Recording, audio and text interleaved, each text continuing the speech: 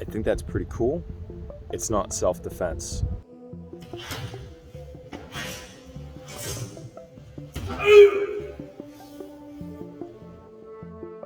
I think this is less cool.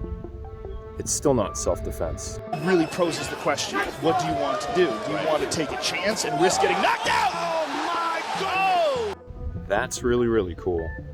Still not self-defense. These are the two biggest problems with martial arts talking about self-defense.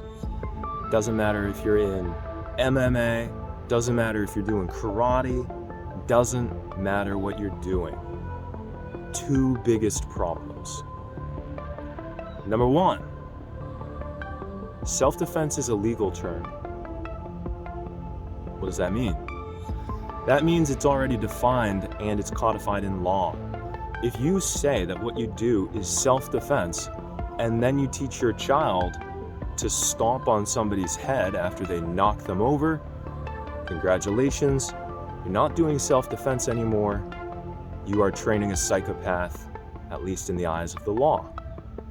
One of my crowning achievements as a teacher, was describing self-defense and watching a parent sitting in the audience who's a lawyer go like this.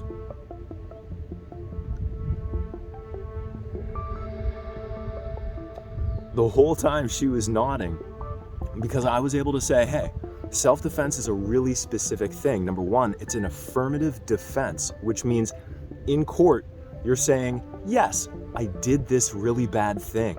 I hurt that man, which is usually illegal. It's assault or it's battery or it's both. And it was justified. I had to do it because he was trying to hurt me. So if your self-defense claim falls through, you've admitted to doing something illegal.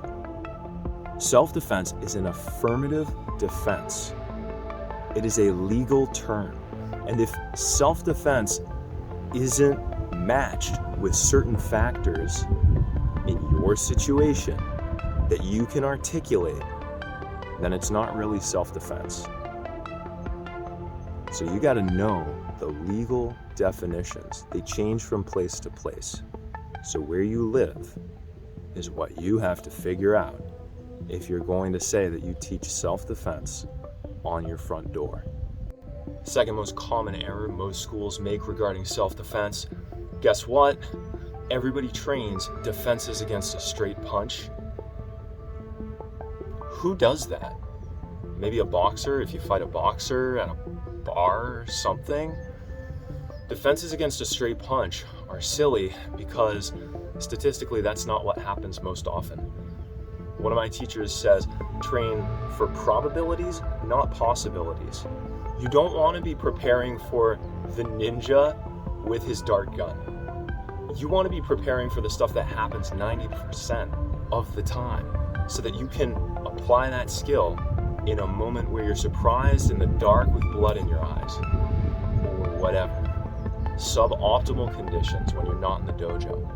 Who throws straight punches? Boxers, trained martial artists.